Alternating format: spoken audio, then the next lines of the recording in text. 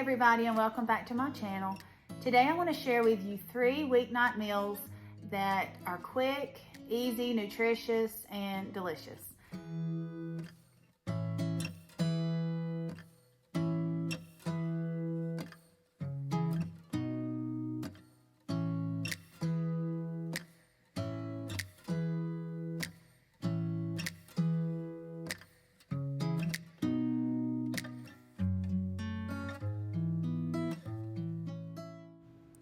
I'm going to start this recipe by finely dicing half of a white onion. Next, I'm going to throw in 1 pound of ground beef.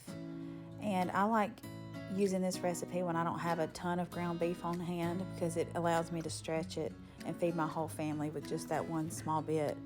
Next, to make this gluten-free, I'm going to use these gluten-free table crackers. They're the equivalent of like a saltine cracker. So if you're not gluten-free, you can just use regular saltine crackers, and I use 2 of those in this whole recipe. And next I'm going to pour about 3 tablespoons of milk just on the crackers, and while I finish adding the rest of the ingredients, it's going to kind of soften up the crackers before I mix them into the meat mixture. Next I'm just adding some salt and pepper.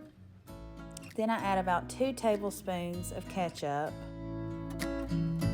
and then I'll add about 1 tablespoon of mustard.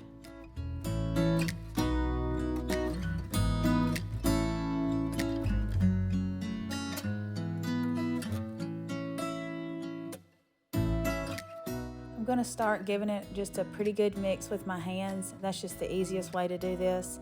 Then add 1 egg per pound of ground beef. So this time I'm just using 1 pound, so I'm just going to add 1 egg. I'm going to give that a really good mix. And after mixing this, I found that it was still just a little too wet, so I added some gluten-free oats to it. You can do all oats or all crackers, however you want to do it, but the point is just to make it stiff enough as a regular meatloaf would be. And all you're going to do is put some nonstick spray in a muffin tin, and you're going to put little pieces of the meatloaf in there, and this allows it to cook really quick, so you're not doing the whole loaf at once, which can sometimes take an hour and a half or so, and during the week we just don't have time for that.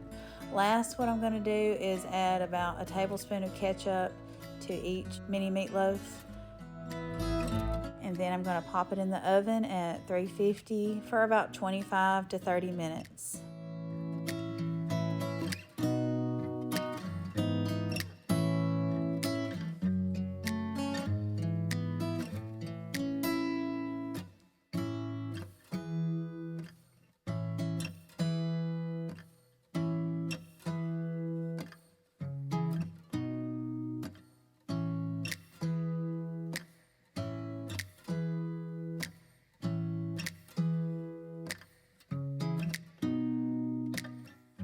These are so good. They come out crispy around the edges, and they're so moist on the inside. You can see, I'll cut one open and show you the inside of it. My kids love these. They're perfect for the weeknight meal. And I just served these with some roasted vegetables, whatever I had that night. I had some sweet potatoes, regular potatoes, and some zucchini and onion. But that was our dinner this particular night, and it was awesome. And the last 2 are going to be chicken recipes. One's going to be a quick one that you can throw in the crock pot in the morning. It'll be ready when you get home. And then the second one is going to be a fried chicken nugget. I have 3 small kids, and they love chicken nuggets. And if you're gluten-free, or even if you're not, the ones that they sell at the fast food place either are not gluten-free or they're just not very healthy. So I want to show you how you can make them a little more healthy by making them at home, and plus all the ingredients that are going into them.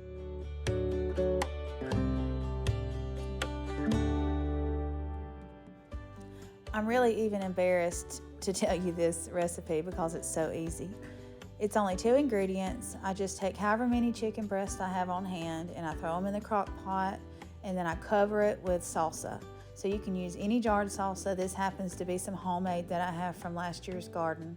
And you're just going to cook it low and slow for as long as you want to, basically, until it just falls apart. This chicken makes the best tacos, the best quesadillas, and you can even save some of it to make chicken pot pie or chicken and rice. Again, it's just a great way to make some really tender chicken.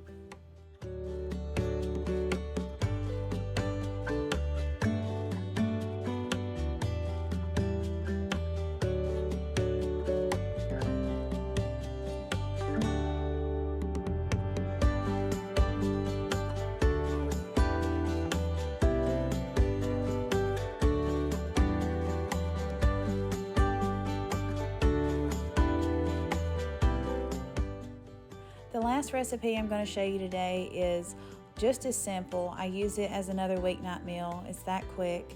I just cube up my chicken breasts, as many as I have. You can even make chicken fingers if that's what you like better. And then you're just going to take buttermilk and some types of seasoning, whatever you want to use. I like to use the seasoning salt because it has just about everything that you would want to season it with, all just in one place.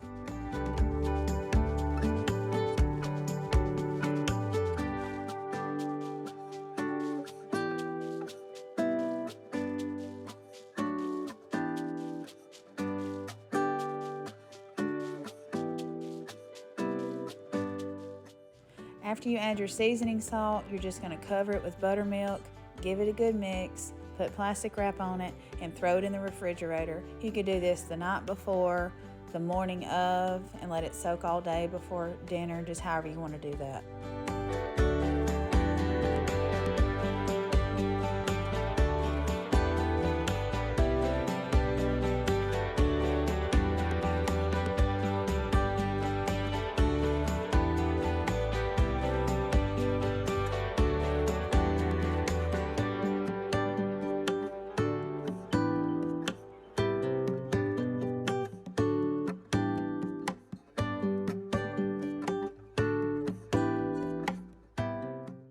Next, we're going to make our batter for our chicken, and I'm just going to use about 1 cup of gluten-free flour, 1 cup of gluten-free breadcrumbs. I found these at Publix, and they are just super crispy, so when you add it into the flour and coat the chicken with it, it really makes it real crunchy, so good.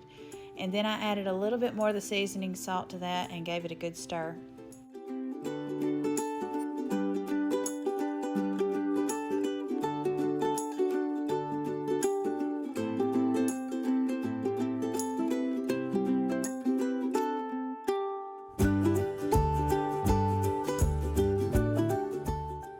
Then you're going to do this in batches. You're just going to take the chicken and put it into the batter mixture, toss it around till it's coated, and then you're ready to fry it. You'll see in just a minute that I knew we were not going to eat all of this at once, so I actually took some of my chicken that was already battered and I put it on a sheet pan and put it in the freezer and let it all freeze, and then I packaged it up in a Ziploc bag so that we could eat it any other night, but it was already ready.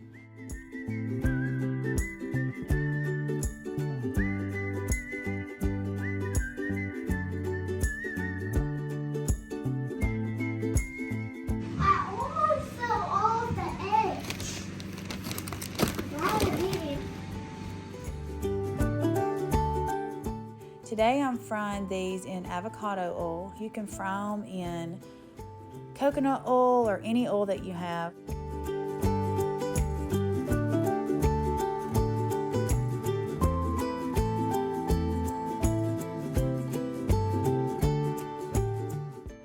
Avocado oil, I feel like, is a good neutral oil, and it has a higher frying temperature than the coconut oil. It works well anytime I just want to lightly fry something like I'm doing here. I just put that lid over to keep the grease from going everywhere, but you just want to let it fry on one side for about 5 minutes on about medium high to medium temperature, and then give it a flip for about another 3 minutes, and it's ready.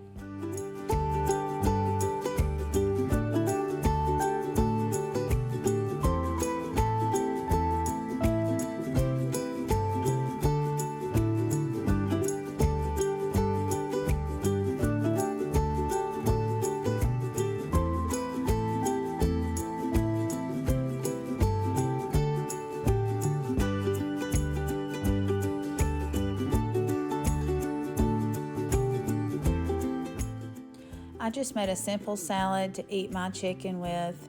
The kids ended up eating theirs with like some macaroni and cheese and I think some cucumbers. But as long as I have a protein, I feel like that I can build any meal around that. And so finding easy ways to prepare my protein is always the key for me. Give these recipes a try and let me know in the comments down below if you enjoyed them. I hope you have a good week, and I will see you next time.